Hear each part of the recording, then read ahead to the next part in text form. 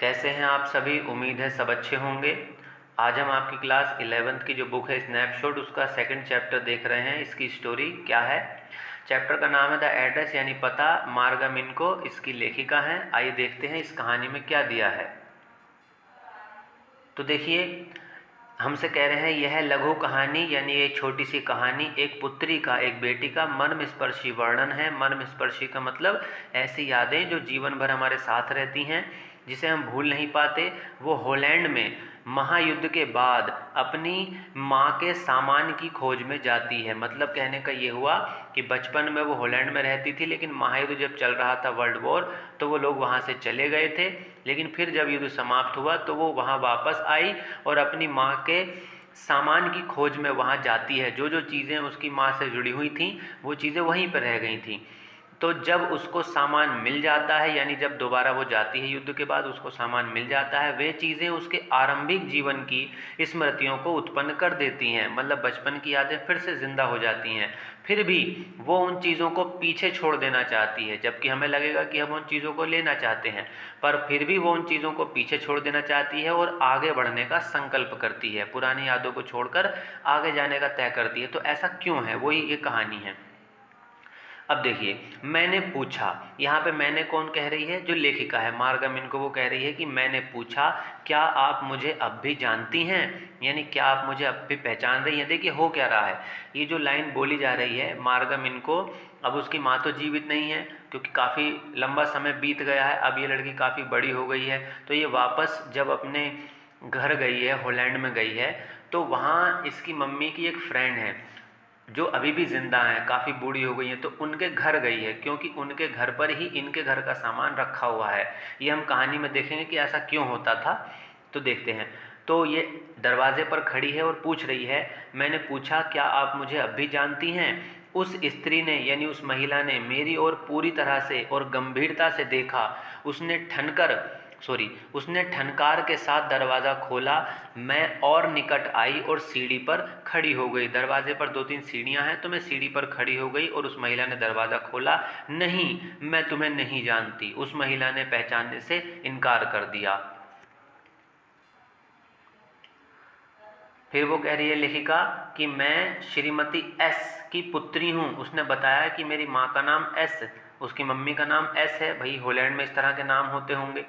तो वो कह रही है उस महिला से, जब उसने पहचानने से इनकार कर दिया, कि मैं श्रीमती एस की पुत्री हूँ। उसने अपना हाथ दरवाजे पर रखा जैसे कि वह दरवाजे को और खुलने से रोकेगी। देखिए कभी कभी ऐसा होता है, जब हम गेट खोलते हैं तो हम नहीं चाहते कि सामने वाला अंदर आए, तो हम आधा ही गेट खोल के खड़े हो जाते हैं। तो वैसा ही कुछ सीन यहाँ हो रहा है। वो कह रही है लेखिका कि उसने अपना हाथ दरवाजे पर ऐसे रखा जैसे कि वो दरवाजे को और खुलने से रोकेगी। उसके चेहरे पर पहचान का पूरी तरह से कोई चिन्ह नहीं था। मतलब वो महिला अब इस लड़की को नहीं पहचान पा रही है, जो उस महिला की फ्रेंड की बेटी है। वो चुपचाप मेरी ओर टकटकी लगाकर देखती रही। शायद मैं गलती पर थी। मतलब जब उस महिला ने पहचानने से इनकार कर दिया, तो लेखिका कह रही हैं कि मुझे लगा कि शायद मैं गलत पते पर पहुंच गई।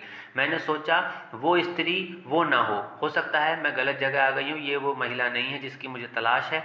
मैंने उसको एक बार सरसरी नज़र से देखा था, और वो भी वर्षों पहले। लेखिका कह रही है कि अब मुझे भी याद नहीं कि ठीक से कि क्या मैं सही पते पर हूँ, क्योंकि वर्षों पहले मैंने उस महिला को देखा था। हो सकता है मैं धोखा खा रही हूँ।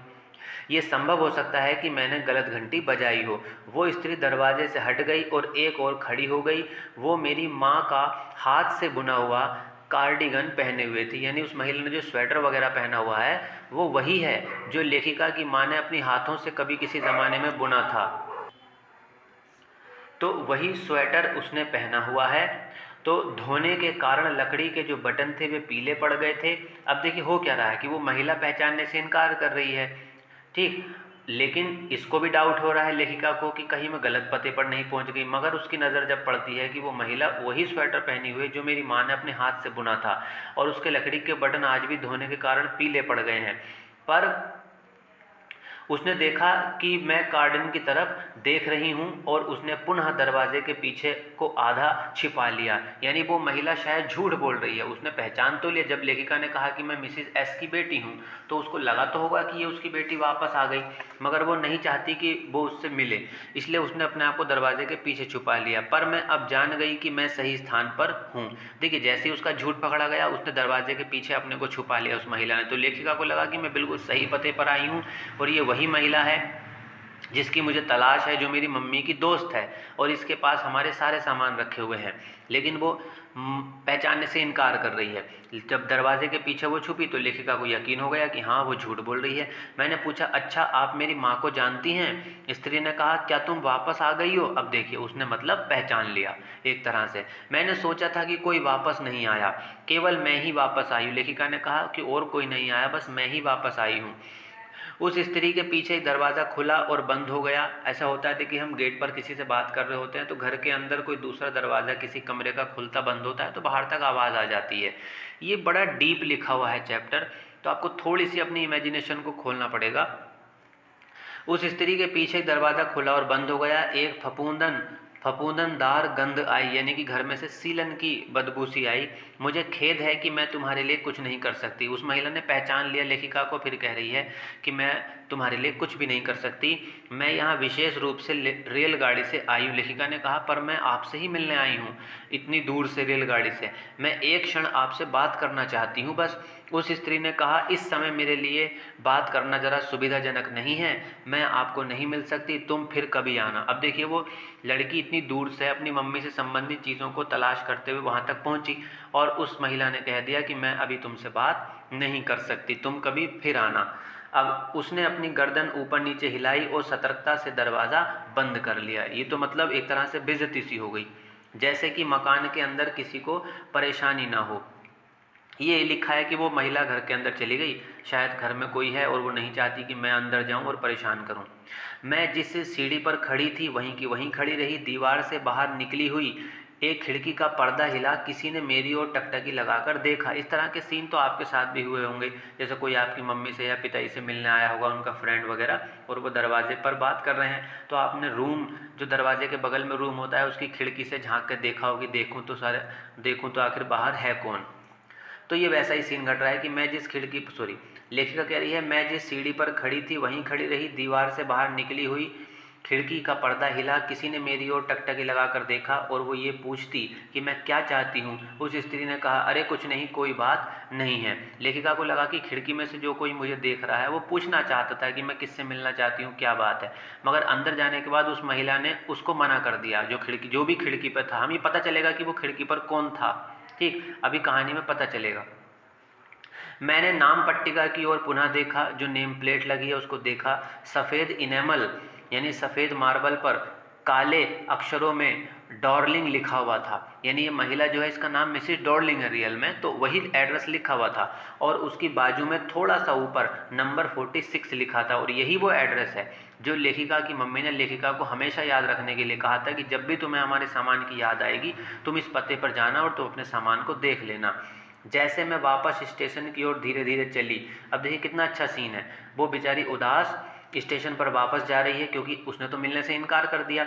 मैंने अपनी माँ के बारे में सोचा। अब वो फ्लैशबैक में जाती है कहानी, ठीक, प्रेजेंट से कहाँ जा रही है, फ्लैशबैक में जा रही है। अब उसको अपने बचपन की याद आ रही है, जब वो इन्हीं गलियों में घूमी, इसी हॉलैंड में वो रही, और ये जो मिसी डोलिंग के घर पर अभी वो गई थी, ये मिसी डोलिंग उनके घर पे आती थी और उसकी मम्मी से मिलती थी, वहाँ से सामान को अपने घर ले जाती थी क्योंकि वर्ल्ड वॉर चल रहा था। तो इस तरह की कुछ यादें उसके दिमाग में आएंगी बचपन की। तो देखते हैं क्या क्या है। उसने यानी उसकी माँ ने यह पता वर्षों पहले दिया था। यह बात महायुद्ध के पूर्वार्ध की है, यानी कि जब युद्ध शुरू हुआ था तब की ये बात है। मैं घर पर कुछ दिन रही और तुरंत मेरे मन में आया कि कमरों के बारे में कुछ न कुछ परिवर्तन हो गया है। वो कह रही है कि मैं बस थोड़े सा, क्योंकि बचपन में ही उसकी माँ उसे वहाँ से ले गई थी हॉलैंड से, तो उसको जितना भी याद आ पा रहा है वो याद करने की कोशिश कर रही है। वो कह रही है शायद कुछ चीज़ें बदल गई हैं, आसपास की गलियाँ बदल गई हैं, घर बदल गए हैं, कमरे बदल गए हैं, मुझे बहुत सी बातें फिर भी याद आईं। मेरी माँ को आश्चर्य हुआ कि मैंने इतनी तेज़ी से देख लिया, ठीक। तब उसने श्रीमती डॉर्ली के बारे में बताया था। अब देखिए बचपन की घटना घट रही है, जब ये लड़की यानी ये लेखिका मार्गम को फर्स्ट टाइम उस महिला से मिली जिसके घर पर अभी अभी ये गई थी। मैंने उसके बारे में कभी नहीं सुना था। वो मेरी माँ की पुरानी परिचित थी।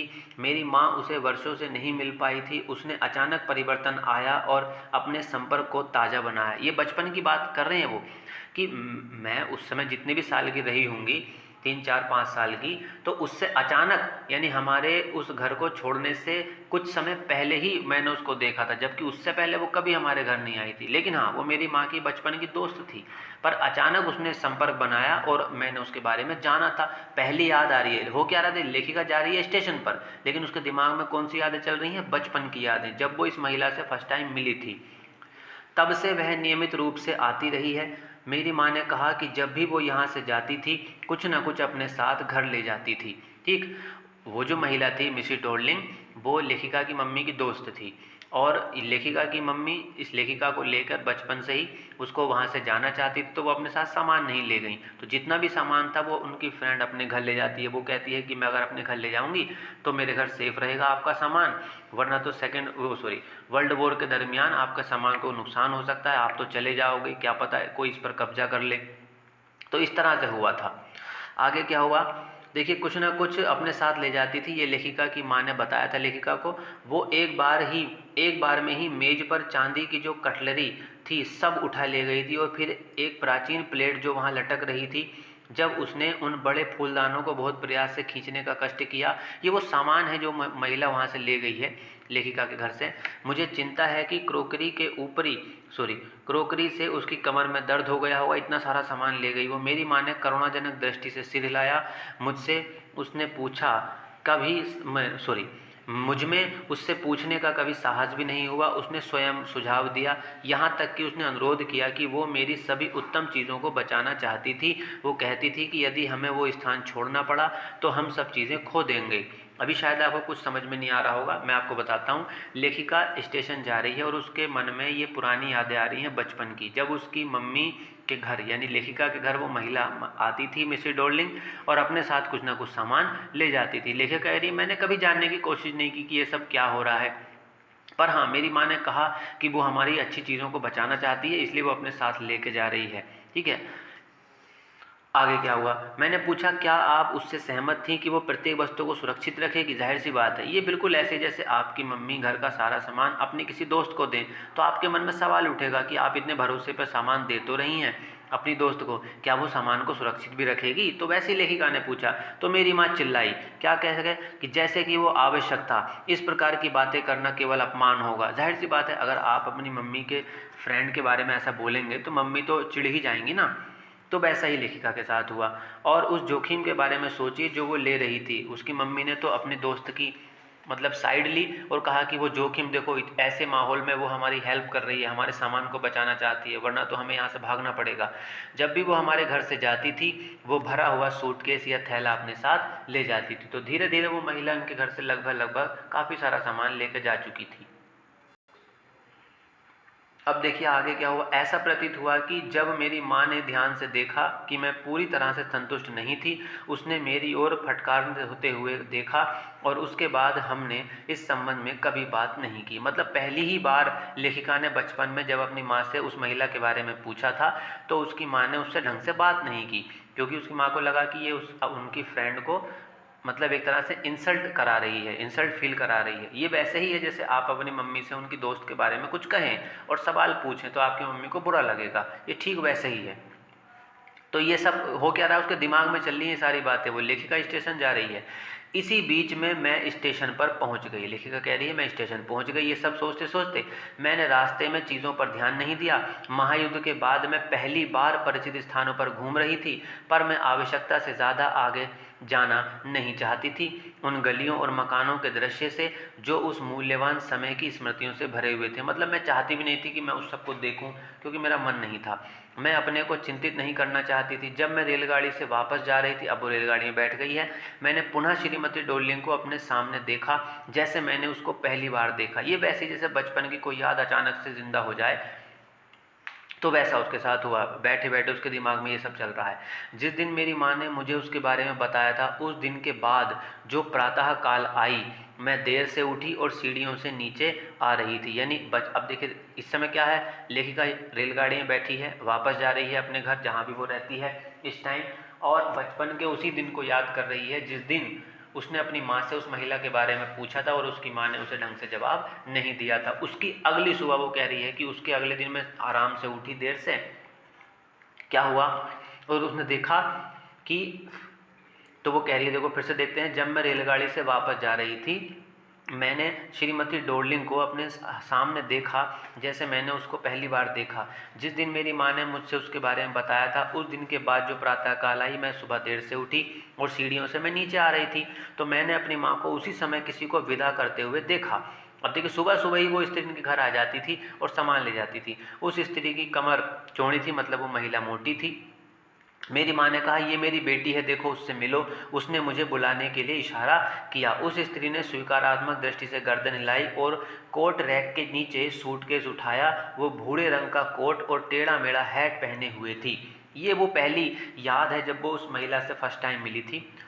तो उसने क्या पहना हुआ था, देखिए भूरे रंग का कोट और टेढ़ा मेढ़ा हैट लगाया हुआ था। जब वो घर से बाहर आते समय भारी सूटकेस को कठिनाई से ले जा रही थी, उसको देखकर मैंने पूछा कि क्या वो कहीं दूर रहती है। तो मेरी माँ ने उत्तर दिया, मार्कोनी स्ट्रीट में नंबर 46 पर रहती है। ये वो एड्रेस उसके दिमाग में छप गया था बचपन से ही। उसको याद रखना, मैंने उसको याद रखा, पर मुझे वहाँ जाने के लिए लंबे समय तक प्रतीक्षा करनी पड़ी, क्योंकि काफ़ी दिनों बाद ये वापस उसी एड्रेस पर गई है लेखिका।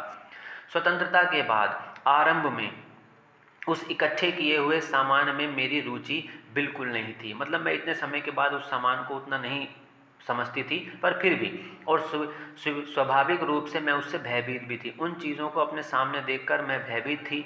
ये चीज़ें उस मेल से संबंधित थी जो अब नहीं रहा, यानी कि उसकी मम्मी नहीं रही तो वो चीज़ों की भी कोई कीमत नहीं रही। वे चीज़ें अलमारियों और बक्सों में भरी थीं। वे अपने स्थान पर पुनः रखे जाने की प्रतीक्षा में व्यर्थ इंतज़ार कर रही थीं। वे इतने समय तक जीवित नहीं रहीं क्योंकि वे निर्जीव चीज़ें थीं। इतने समय तक जीवित रहीं क्योंकि वे निर्जीव चीज़ें थीं। वो धीरे धीरे प्रत्येक चीज़ अधिक सामान्य हो गई। ब्रेड का रंग बदलने लगा। कमरे में बिस्तर था जिस पर निर्भीकता से सोया जा सकता था। उन चीज़ों को तुम विहंगम दृष्टि से प्रतिदिन देखने के आदी रही हो, और एक दिन मैंने ध्यान से देखा कि मैं उस सारी संपत्ति के बारे में अचानक जानना चाहती थी। लेखिका यहाँ क्या हो रही, देखिए बैठी वो ट्रेन में है, घर वापस जा रही है अपने जहाँ वो इस समय रहती है, तो उसके दिमाग में ये सब चल रहा है कि इतने लंबे समय तक तो मैं यही सोचती रही कि क्या है उन चीज़ों में, कोई कीमत नहीं है, उनकी कोई वैल्यू नहीं है। फिर अचानक मेरे मन में एक दिन जागा कि मैं उन सब चीज़ों को जाके देखूं जो भी हमारे पास थी। और मैं यहाँ आई, लेकिन यहाँ आई तो मामला ख़राब हो गया। उसने तो पहचानने से इनकार कर दिया, पहचान कर भी मतलब कह दिया कि मैं आपको नहीं जानती। फिर क्या हुआ, तो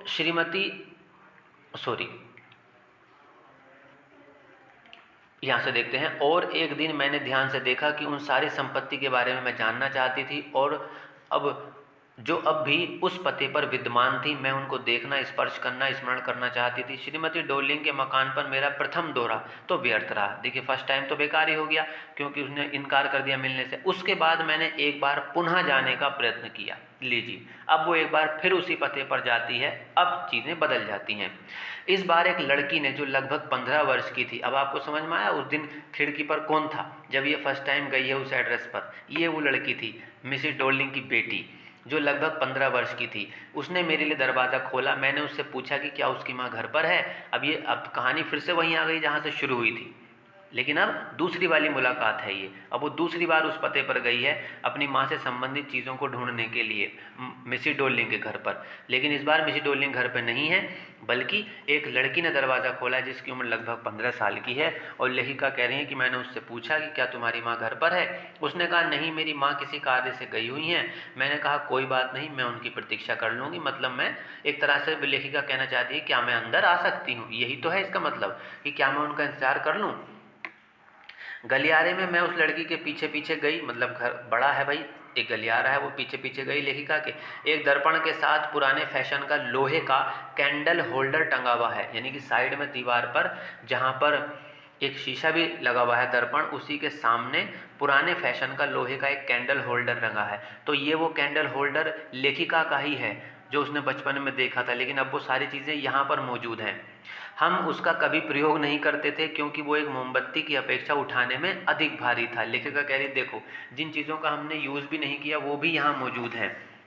लड़की ने कहा क्या आप बैठेंगी नहीं? लिविंग रूम का उसने दरवाज़ा खोला और मैं उसके पीछे अंदर गई। देखिए, मैं कहानी को इसलिए पढ़ रहा हूँ, आप सोच रहे होंगे कि मैं कहानी वैसे भी तो बता सकता हूँ सीधे सीधे, पढ़ इसलिए रहा हूँ ताकि आप थोड़ा सा बैठें, थोड़ा सा सुने और मेरे बिना बताए ही आप चीज़ों को इमेजिन करें। क्योंकि देखिए, इसका एजुकेशन का सीधा मतलब सिर्फ इतना ही है कि आपकी कल्पना शक्ति का विस्तार हो। मैं 2 मिनट में भी कहानी बता के ख़त्म कर सकता हूँ, आप सुनेंगे और फिर भूल जाएंगे मीन्स कि उसको उतनी गहराई से नहीं जानेंगे। जबकि पढ़ने का असली मतलब ये है कि आप उसको टाइम दें उस चीज़ को, जैसे लिखा गया है। क्योंकि यहाँ तो चलिए मैं आपको बता देता हूँ कि सीधी सीधी कहानी ऐसी है, पर मैंने भी तो सीखा है ना, तो आपको सीखना चाहिए। इसलिए मैं कहानी पढ़ के बता रहा हूँ आपको, ताकि आप सुनो ध्यान से और ख़ुद इमेजिन करो, आपका दिमाग चलने दो।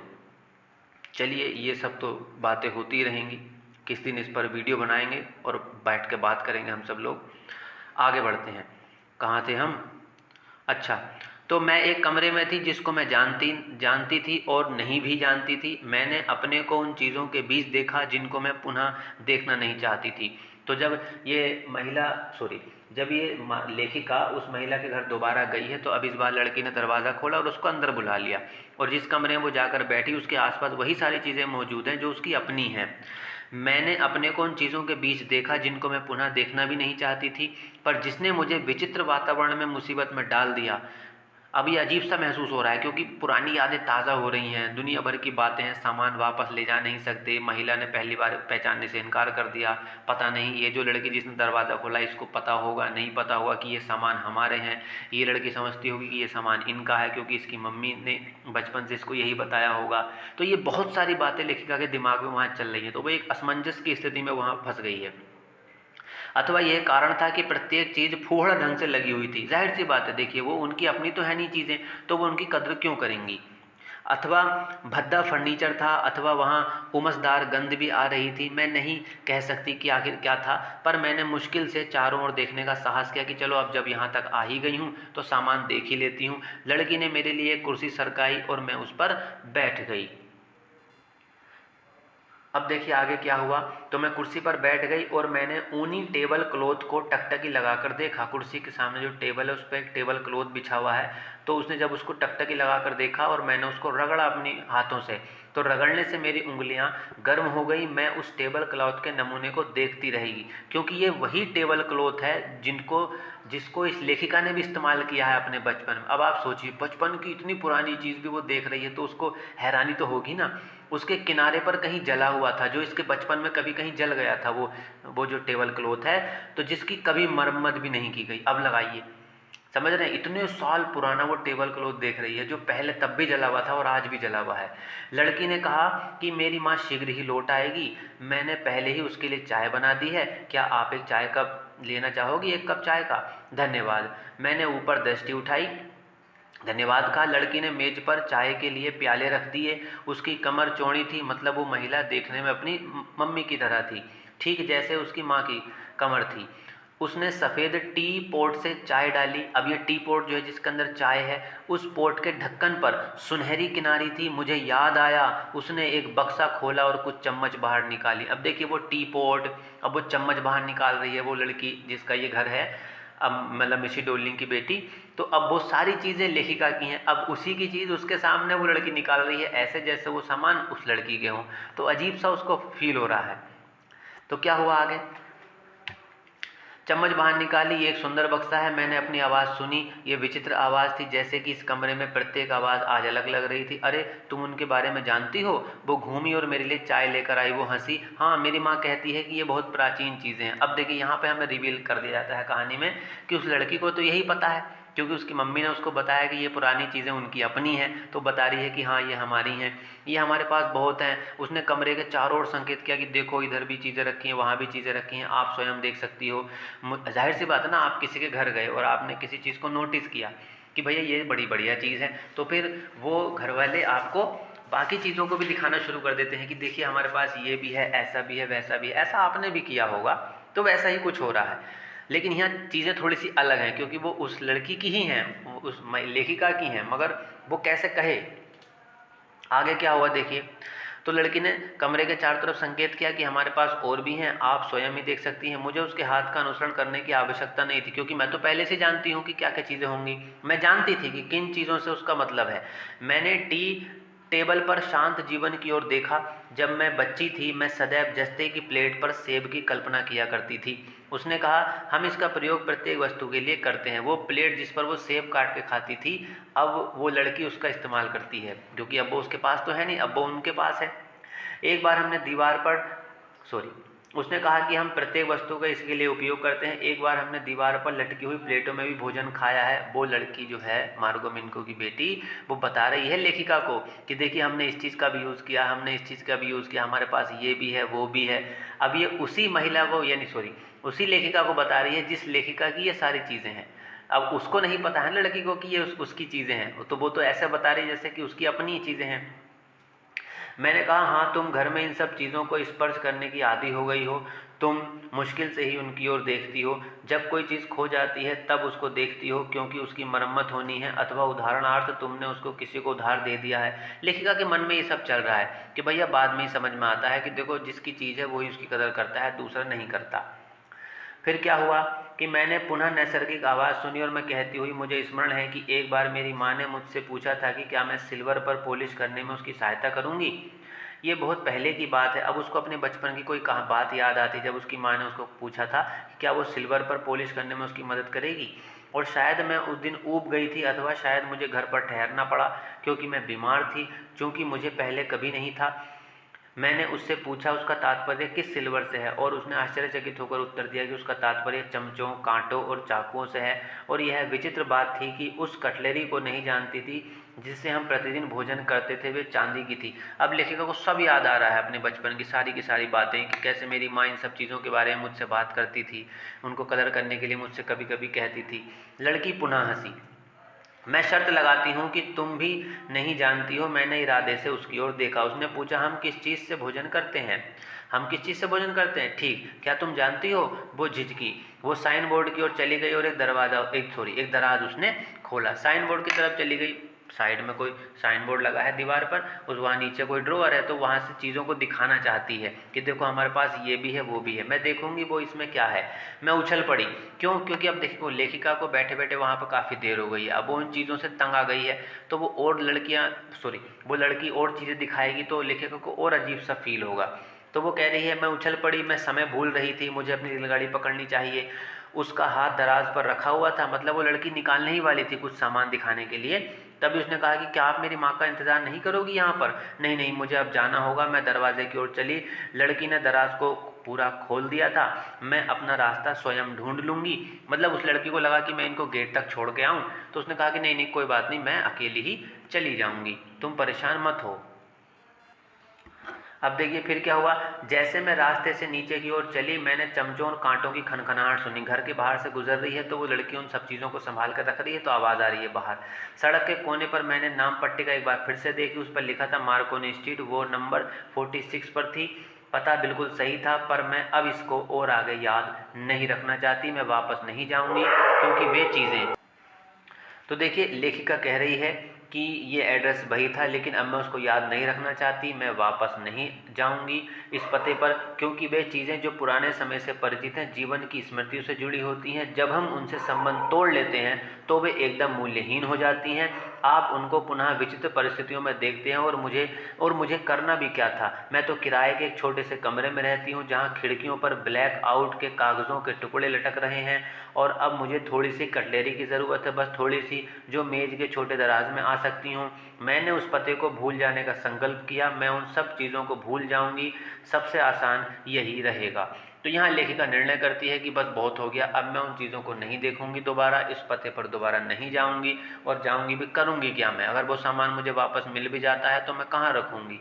अब मैं एक छोटे से किराए के कमरे में रहती हूँ, जहाँ मेरे पास थोड़ा सा सामान है, उसी से मेरा गुजारा हो जाता है, और मुझे कोई ज़रूरत नहीं है। वैसे भी उन सब चीज़ों से मुझे पुरानी यादों की याद आती है, वो सब चीज़ें मेरे दिमाग में फिर से घूमती हैं, वो दौर, तो मैं उसको भूल ही जाना चाहती हूँ। यही अच्छा है, और जीवन में आगे बढ़ जाती हूँ।